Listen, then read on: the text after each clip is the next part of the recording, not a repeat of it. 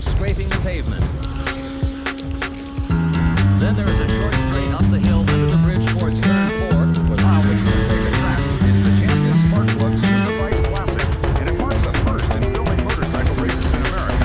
For the first time ever, a bike will compete in this race with a camera actually mounted on the gas tank. David Emby will give live coverage of what's happening from his perspective as he competes at speeds up to 150 miles per hour.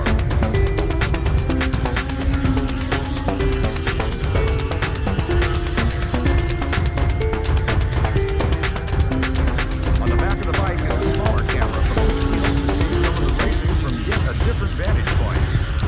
Hello everybody, my name is Bruce Flanders and I'll be your commentator along pit road.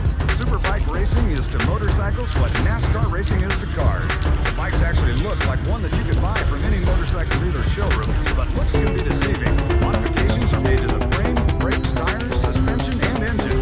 Wes Cooley, Superbike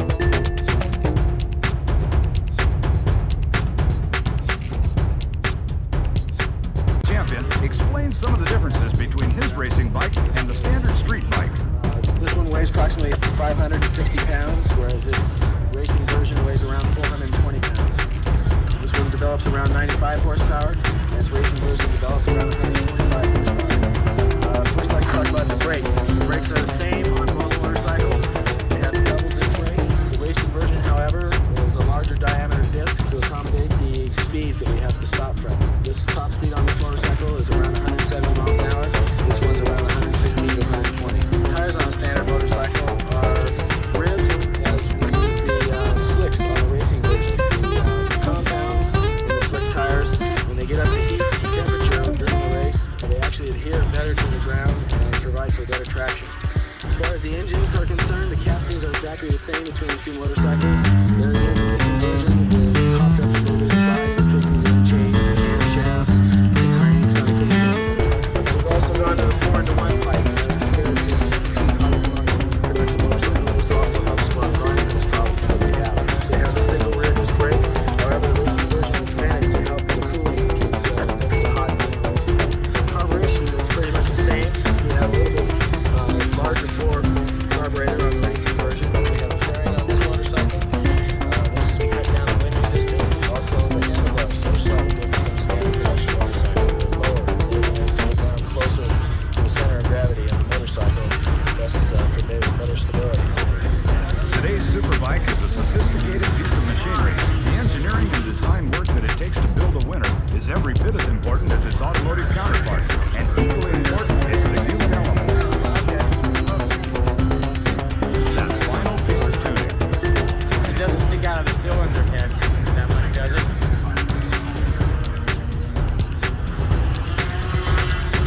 The small points, the final adjustments that will tailor-make the machine for its individual rider's idiosyncrasies and racing style. And after all the adjustments, compromises, theories, and practice runs, the 160-mile-per-hour projectile is fueled and presented to the racing officials for their seal of engineering safety. My name is Freddy Spencer. I'm 18 years old. I'm from Shreveport, Louisiana. My most memorable race, I would have to say, is when I won the first 2 heats of brain touching in the Transatlantic Trophy match race. My ambition is to be 500cc world champion or world championship title, possibly come back and win the Grand National Championship.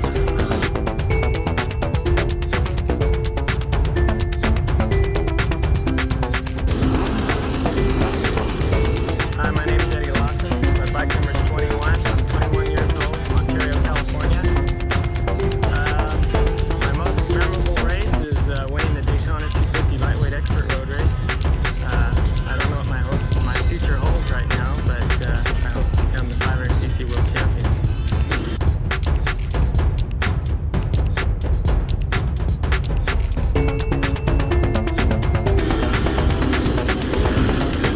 Hi, my name is Wes Cooley. My road racing number is 34.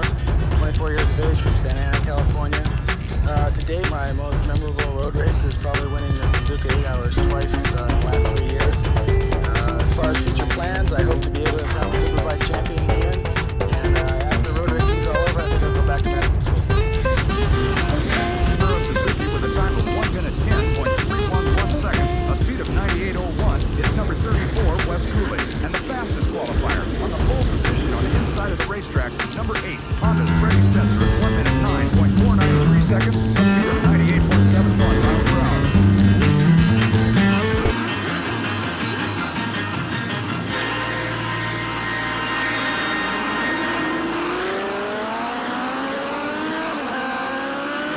Right into the lead goes Wes Cooley, just ahead of Freddie Spencer and David Aldana.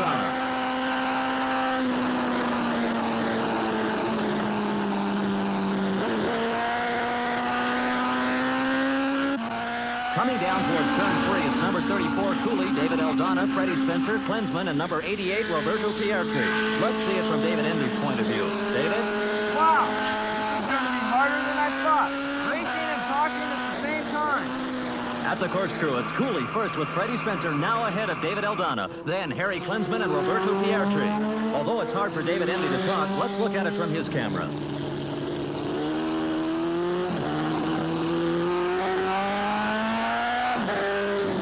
Into turn 8, it's still Cooley with Freddie Spencer right with him. Then there's a little bit of a gap between them and Aldana and Klinsman, with Roberto Pietri following up near the end of lap 1. So the race has taken shape with Cooley and Spencer charging for the lead, and Aldana and Klinsman within striking distance. The other favored rider, number 21, Eddie Lawson, who recorded very fast times in practice, is back in the 12th spot at the end of lap 1. Cooley needs to make his presence felt to put him in a good, solid position towards the championship, but I don't think young Freddie Spencer will give him any ground.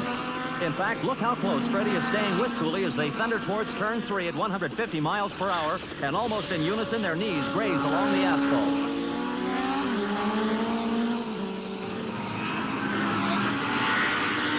Cooley ahead of Spencer, up towards the corkscrew. It's almost like Spencer is waiting to pounce as they flick these sleek but heavy machines from left to right. Spencer is going for the inside and trying to pass Cooley towards turn 7, and they're side by side. But Cooley, who has the inside line, is holding on. What a tremendous start to this race, and what a fight these two are putting on. Already they have 3 seconds between them and third place David Aldana.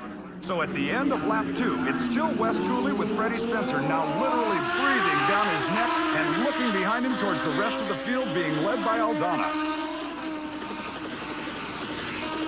Cooley and Spencer through turn 2 and accelerating to 150 miles per hour. And Spencer is right there, and he's going for the lead as they go into turn 3. And he outbrakes Cooley. Freddie Spencer goes into the lead.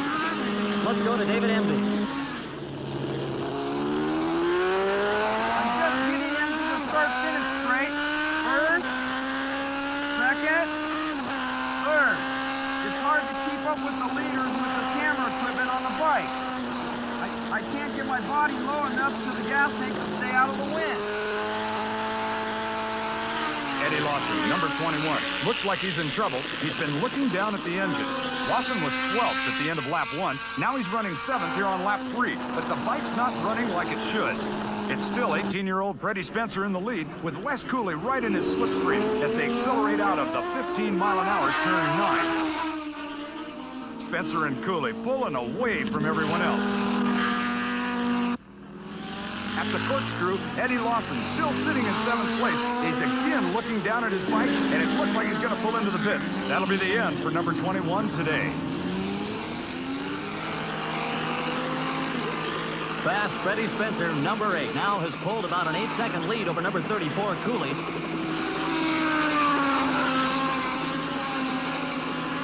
We have a microphone on Cooley that hasn't worked until now. Wes, if you can hear me, can you let us know what's happening? Pretty outbreak me going into turn 3. I tried to stay up with him, but my tire's getting a little slick right now. I think it's better that I stay here in 2nd place and don't crash. If I step out too far, I might end up throwing away in one of these fast corners. The important thing is for me to finish this race. But Cooley is not one to give up easily. He has the tempered style that only comes from a lot of experience.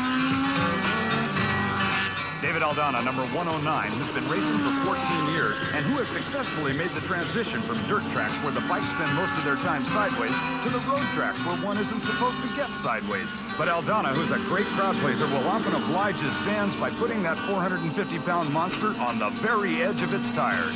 Aldana's in 3rd spot. Freddie Spencer leading, who at 18 already has almost 10 years experience as a racer. Notice the ease in which Freddie handles that 140 horsepower. In terms that you might better understand, that's the equivalent of putting an Indianapolis race car engine into an economy car.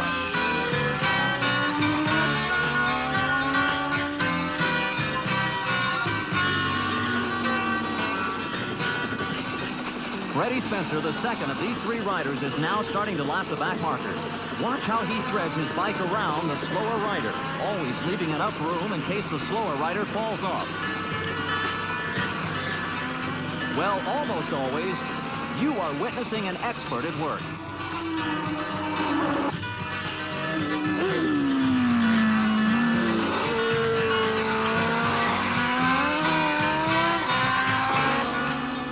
Those are Wes Cooley's mechanics. It's hard to tell whether he's confused over Freddie or Wes. It's not like Cooley to let Spencer get as far ahead as he is, but then again, as we heard earlier, Wes Cooley's in it for the long haul. It's championship points that brings the big money, not just winning one race. And he's still 20 seconds ahead of third place Dave Aldana.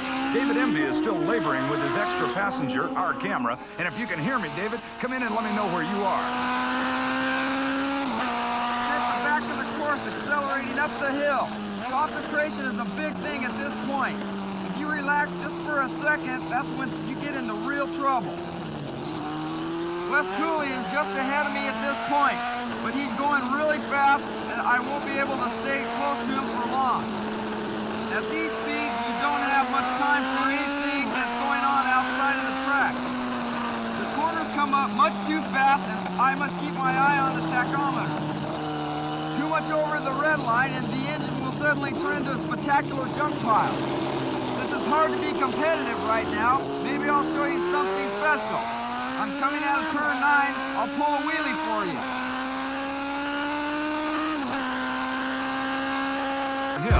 Freddie Spencer is still on the march in the closing stages of this race. He has such a commanding lead that you'd think Freddie would slow down and take it easy, but it just isn't so. Freddie is still leading over just as far and letting his knee drag along the asphalt just as much.